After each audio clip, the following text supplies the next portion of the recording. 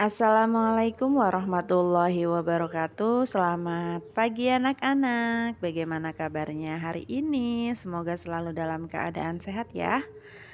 Alhamdulillah, hari ini kita akan belajar di tema 8 lingkungan sahabat kita, subtema 3 usaha pelestarian lingkungan, mata pelajaran IPS dan juga PPKN.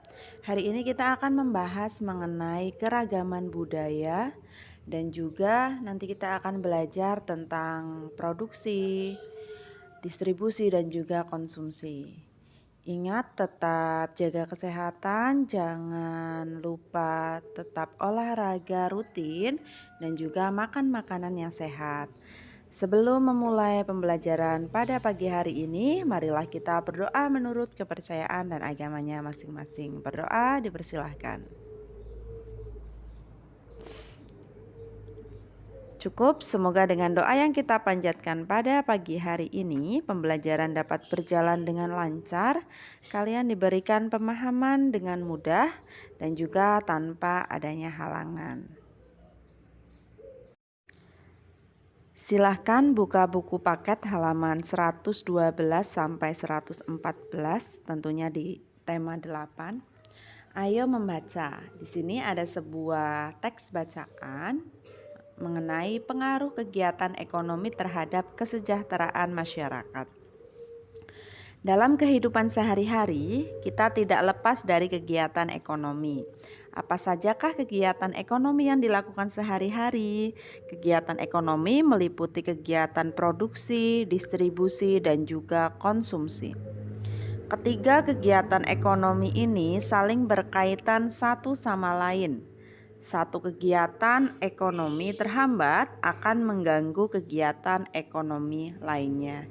Jadi kalau misalkan dalam produksinya terhambat, tentunya di distribusi dan juga konsumsinya juga akan terlambat. Jadi antara produksi, distribusi dan juga konsumsi harus saling berkaitan. Karena nanti kalau misalkan ada salah satu yang terhambat, nanti akan semuanya menjadi kacau atau juga mengalami penghambatan dalam pendistribusiannya mungkin, ataupun juga dalam kondisi ketika kita mau membeli barang tersebut. Oke, kita bahas yang pertama yaitu tentang produksi. Apa itu produksi? Produksi adalah kegiatan yang dikerjakan untuk menambah nilai guna suatu benda atau menciptakan benda baru sehingga lebih bermanfaat dalam memenuhi kebutuhan. Orang yang melakukan kegiatan produksi disebut produsen. Berikut ada beberapa contoh kegiatan produksi yang terdapat di sekitar tempat tinggal kita. Misalnya ada pabrik kerupuk, produksi pembuatan pengrajin gerabah, bisa juga produksi pembuatan tempe, atau bahkan di lingkungan tempat tinggal kalian ada kegiatan produksi, misalkan produksi susu kedelai ataupun jenis makanan, atau misalkan hasil konveksi, atau misalkan yang lainnya. Untuk yang kedua adalah distribusi. Distribusi di sini adalah nanti kita akan membagikan hasil dari produksi yang kita buat. Untuk pengertian distribusi adalah kegiatan menyalurkan hasil produksi dari produsen kepada konsumen. Orang yang melakukan kegiatan ini disebut dengan distributor. Kelancaran distribusi barang membutuhkan sarana transportasi dan jalan yang memadai. Tujuannya agar hasil produksi dapat segera sampai kepada konsumen dengan cepat dan tepat sehingga kebutuhan konsumen segera terpenuhi. Untuk yang ketiga yaitu konsumsi. Konsumsi adalah kegiatan manusia mengurangi atau menghabiskan nilai guna suatu barang atau jasa untuk memenuhi kebutuhan. Orang yang melakukan kegiatan konsumsi disebut dengan konsumen. Untuk mengkonsumsi barang atau jasa, masyarakat mengeluarkan pengorbanan tertentu. Pengorbanan tersebut dapat berupa uang atau bisa juga kita mengeluarkan waktu kita. Jadi sudah jelas ya apa itu perbedaan dari konsumsi, distribusi, dan juga produksi. Kalau produksi berarti kita memproduksi atau mengeluarkan produk, mengeluarkan barang. Kalau distribusi berarti kita menyalurkan barang, kita membagikan barang kepada toko-toko ataupun kita membagikan kepada supplier-supplier kita. Kalau konsumsi berarti kita mengkonsumsi secara langsung. Misalkan ibu membeli tempe secara langsung atau ibu membeli kain batik secara langsung, berarti ibu di sini menjadi konsumsi, menjadi konsumen karena ibu membeli produk dari distributor maupun bisa dari produksi langsung atau dari produsen langsung juga bisa. Oke, silahkan kalian amati di buku paket halaman 116. Identifikasilah orang-orang yang diuntungkan dari setiap usaha tersebut. Tulislah hasil pengamatan kalian dalam tabel berikut. Silahkan yang ada di dalam buku paket kalian bisa ditulis ulang sesuai dengan video ini ya, sesuai dengan jawaban yang ada di video ini. Di sini ada beberapa kegiatan. Yang pertama ada kegiatan pabrik kerupuk, menjual pasir, nelayan, membeli makanan cepat saji, dan juga menjual alat tulis. Di sini ada beberapa jenisnya. Jika pabrik kerupuk tentunya jenis usahanya itu termasuk ke dalam jenis produksi. Menjual pasir berarti distribusi, nelayan produksi, membeli makanan cepat saji adalah kita mengkonsumsi. Menjual alat tulis termasuk ke dalam jenis distribusi. Tentunya dari kegiatan-kegiatan tersebut ada orang yang diuntungkan dan juga ada keuntungan yang akan diperoleh. Misalkan di sini untuk pabrik kerupuk, orang yang diuntungkan tentunya masyarakat yang suka makan kerupuk. Lalu keuntungan yang diperoleh adalah makan jadi lebih lahap. Dan juga ada beberapa kegiatan lain, nanti kalian bisa baca secara mandiri ya. Nanti bisa ditulis ulang juga di buku paket kalian ataupun bisa di buku tulis kalian. Ayo berdiskusi. Keragaman jenis usaha ekonomi menimbulkan keragaman sosial masyarakat. Apa keuntungan dari kondisi ini? Apakah ada keuntungan atau ada kerugian? Mari kita diskusikan bersama teman-teman kelompokmu. Tulislah hasilnya dalam tabel berikut. Nanti silahkan kalian bisa salin jawabannya di buku paket ataupun yang belum ada bisa di buku tulis kalian. Keragaman sosial akibat berbagai jenis usaha menimbulkan beberapa keuntungan. Yang pertama, tersedianya semua kebutuhan manusia. Yang kedua, tumbuhnya sikap saling menghargai sesama warga. Yang ketiga, meningkatkan kesejahteraan warga masyarakat. Yang keempat, terbukanya berbagai lapangan pekerjaan. Dan yang kelima, meningkatkan rasa persatuan dan kesatuan warga. Ketika kita sudah menghargai budaya ataupun keragaman, entah itu adat istiadat, budaya, bahasa, dan juga yang jenis lainnya. Di sini bagaimana kita menghargai kegiatan usaha ekonomi orang lain? Apakah kita perlu menghargai hasil kegiatan ekonomi orang lain selain kita menghargai keragaman dari budaya, adat istiadat, jenis tarian, bahasa, dan lain sebagainya? Untuk cara menghargai kegiatan usaha ekonomi dapat dilakukan sebagai berikut. Untuk yang pertama, kita harus menumbuhkan persaingan usaha yang sehat dalam kegiatan perekonomian. Yang kedua, menghormati usaha ekonomi orang lain dengan tidak iri atas keberhasilannya. Yang ketiga, menjunjung tinggi setiap jenis pekerjaan yang dilakukan orang lain. Jadi harus memotivasi kegiatan usaha orang lain, misalkan sedang memulai usaha, kita sebisa mungkin yang sudah memulai usaha terlebih dahulu kita memotivasi juga agar mereka tidak putus asa, tetap berjuang gigih seperti itu.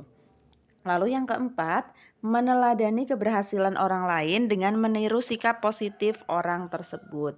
Jadi kalau misalkan orang lain lebih sukses daripada kita harus mencontoh orang lain tersebut. Oh, mungkin sikapnya yang baik atau mungkin pelayanan terhadap orang lain juga baik, kepada konsumennya juga baik. Kita harus belajar itu tanpa ada rasa iri, tanpa ada rasa dengki ataupun bersifat jahat kepada orang yang lebih beruntung daripada kita.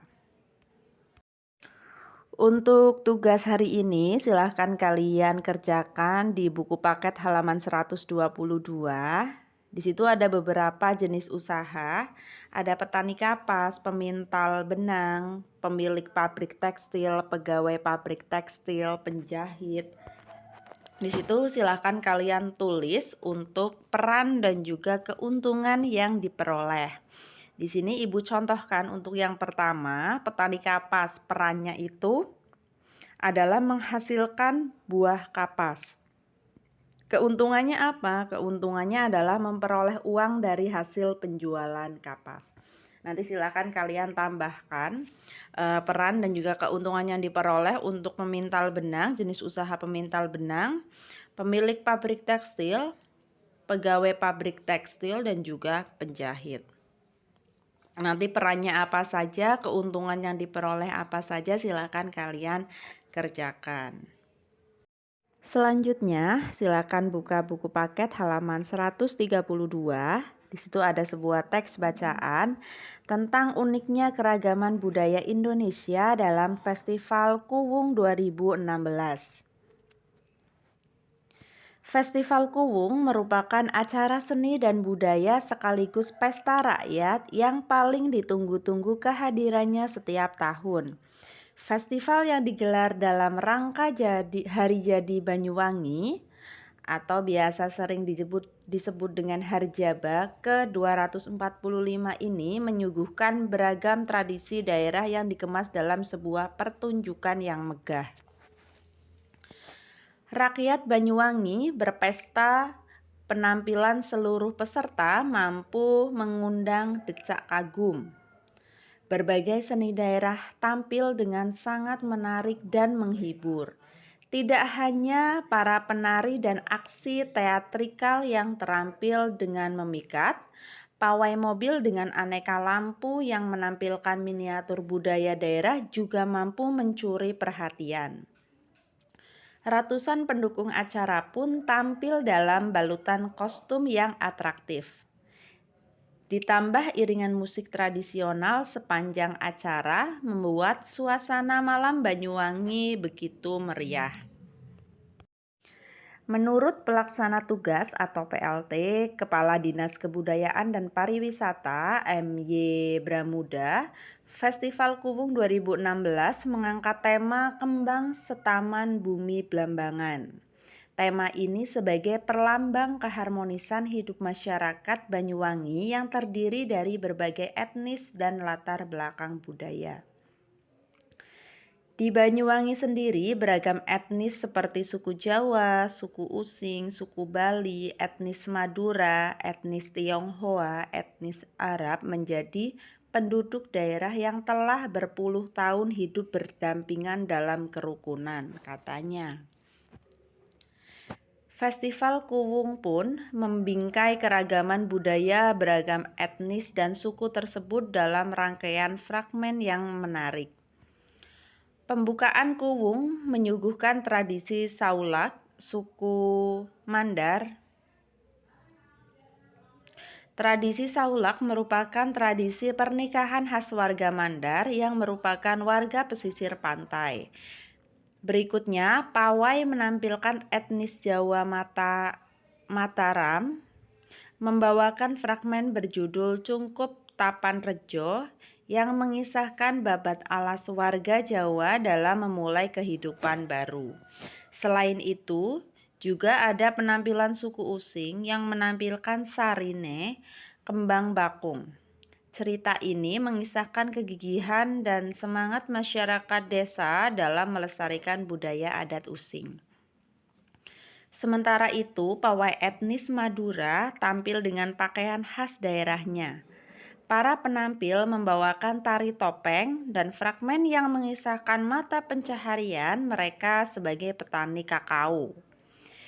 Etnis Bali menampilkan tradisi melasti Bali Banyuwangen. Juga tidak ketinggalan atraksi ogoh-ogoh yang menjadi ciri khas perayaan Nyepi umat Hindu. Etnis Tionghoa juga memeriahkan acara dengan menampilkan fragmen bertema Liong Harmoni Tionghoa. Mereka menampilkan berbagai tarian dengan kostum khasnya. Suasana semakin meriah dengan penampilan barongsai. Sebelumnya, Festival Kuwung juga dimeriahkan oleh penampilan devil perwakilan dari beberapa daerah seperti Kota Bogor, Kediri, Sleman, Probolinggo, hingga Sumbawa Barat yang menampilkan tari kipas. Berdasarkan bacaan di atas, jawablah pertanyaan berikut ini dengan berdiskusi bersama kelompokmu. Silakan nanti kalian bisa salin jawabannya di buku paket. Dan yang belum bisa ditulis di buku tulis.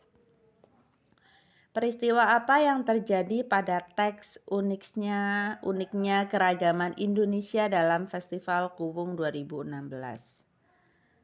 Peristiwa yang terjadi pada teks uniknya keragaman Indonesia dalam Festival Kuwung 2016 adalah pesta rakyat dalam rangka memperingati Hari Jadi Kota Banyuwangi ke-245 yang menyuguhkan beragam tradisi daerah yang dikemas dalam sebuah pertunjukan yang megah.